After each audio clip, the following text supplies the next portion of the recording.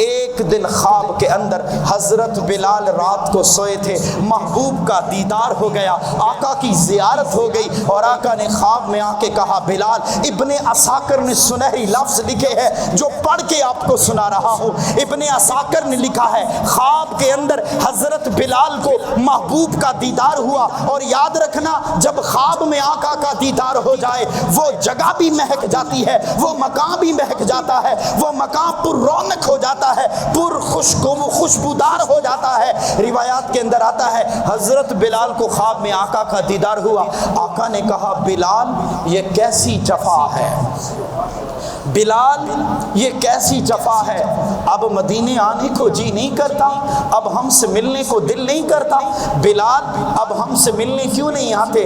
حضور نبی رحمت صلی اللہ علیہ وسلم کے یہ الفاظ جب حضرت بلال نے سنے، بیت المقدس کی سرزمین پہ رات کے اندھیرے میں سونے والا بلال فوراً اٹھتے ہیں، بیدار ہوتے ہیں، اپنی اونٹنی کو سوار کیا، اپنی اونٹنی پر کجاوے لادے، فوراً سوار ہو گئے، رات کے اندھیرے میں بیت المقدس سے روانہ ہوتے ہوتے بلال اپنی اونٹنی کو تیز تیز چلا رہے ہیں، تیز تیز چلا رہے ہیں۔ کیوں؟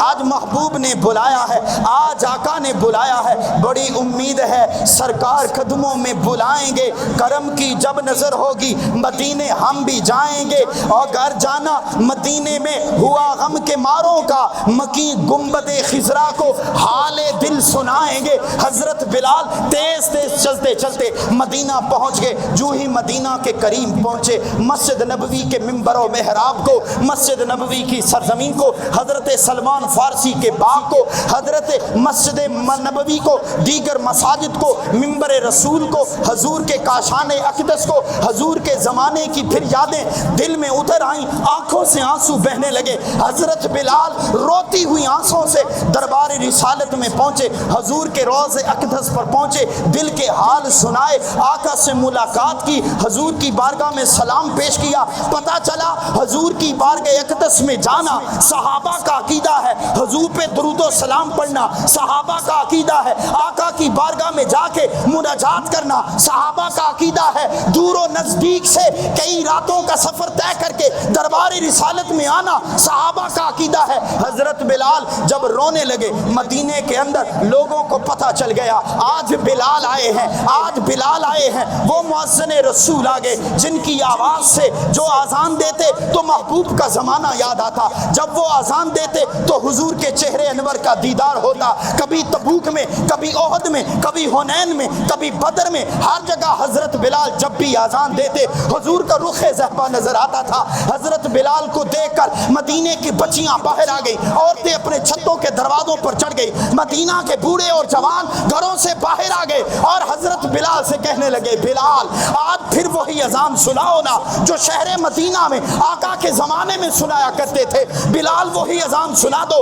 حضرت بلال نے کہا لوگو میں کبھی اذان نہ سناؤں گا، کیونکہ آئندہ جب اذان دیتا تھا اشہد ان محمد رسول اللہ کہتا، محبوب کا جو چہرے انور نظر آتا تھا۔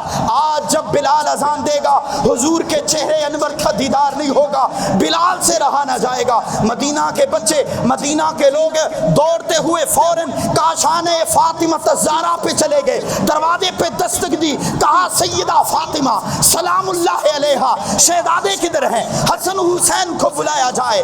حسن حسین کو بلایا، چھوٹی چھوٹی ننھی عمر ہے، نبی نے فرمایا تھا الحسن والحسین سیدہ شباب اہل الجنہ، حسین منی وانا من الحسین، لوگوں حسین مجھ سے ہے، میں حسین سے ہوں، جس نے حسین سے محبت کی اس نے مجھ سے محبت کی، جس نے حسین سے نفرت کی اس نے مجھ سے نفرت کی، جس نے حسین سے بغض رکھا اس نے میں محمد سے بغض رکھا۔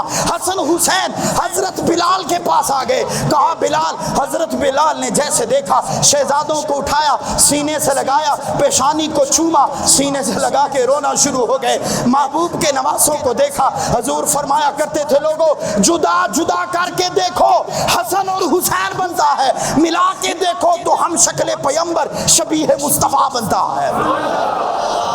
نبی پاک صلی اللہ علیہ وسلم کے نواسوں نے چھوٹی چھوٹی منی آوازوں میں کہا بلال وہ اذان سنا دو جو نانا کے زمانے میں سنایا کرتے تھے.